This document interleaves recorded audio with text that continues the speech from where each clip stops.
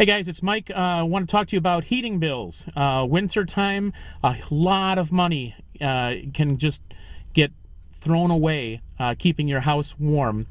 And if you're recently unemployed, or if your financial situation has changed recently, or as it will for all of us when hyperinflation kicks in, you might not really know some of these really easy, basic, simple things to do to cut your heating bills way, way back. So let's review them. First of all, if you don't have a programmable thermostat, get one.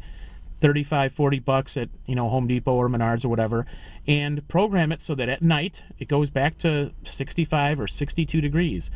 You know what, that might seem like, oh my gosh, that's so cold. Well, if it's going to kill you, then throw on some extra blankets. Get some warmer pajamas. The other thing you can do at night, especially if you don't have kids, is just use a little electric space heater. Keep it away from all flammable flammable items and be very safe with that. But you can just use a little space heater to just heat the bedroom or the bathroom and keep the rest of the house way down at 62 at night. If that's 8 or 10 hours that thermostat is set back, that's a huge amount of savings. Huge. The other thing is, be creative with your use of electric heaters. There might be a couple rooms that you don't really need. Shut off those vents. If you live in a two-story home, during the wintertime, you should plug up all the vents in the upper floors, because what happens is the heat rises anyway. Use the furnace to heat the lower floors, and then the heat is naturally going to rise, whether you want it to or not, up the stairs and heat the upper floors. Otherwise, what happens is you go up to bed and you say, man, it's kind of warm up here. So shut off the vents in your upper rooms on the upper floor. Shut off the vents and close the doors of rooms that you don't use very often. The other thing is radiant heat. You lose the most amount of heat through your windows.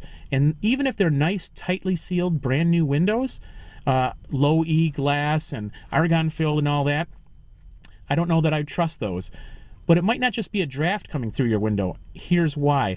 You don't feel the cold coming in and you think you're fine, but what you don't realize is the heat going out. Radiant heat just goes straight out your window, and it's money that's lost. So if the sun is not shining, your drapes should be shut.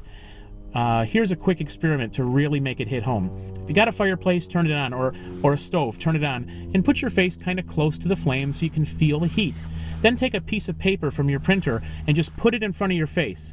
Instantly, you feel the heat dissipate. It's like night and day. It's like you turned off the heat. Well, that's radiant heat. There's no wind blowing that heat on your face. It's just radiating like the sun. And that's what radiant heat is. And that radiant heat sucks money out of your house through all of your windows. So if the sun is not shining, or even if it is shining and it's in a room that you don't use or you're not in, shut your curtains. That'll save you a huge amount of money.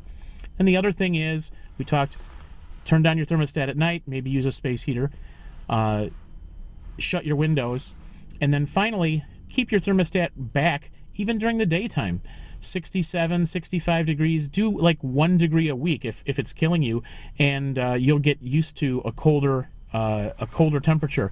Eskimos live in igloos, and they live just fine. But back in the 70s, when there was the Arab oil embargo and the energy crisis, President Jimmy Carter from the Oval Office was wearing a cardigan sweater, and he said everybody should put a sweater on to help save America from this energy crisis. So, you know what?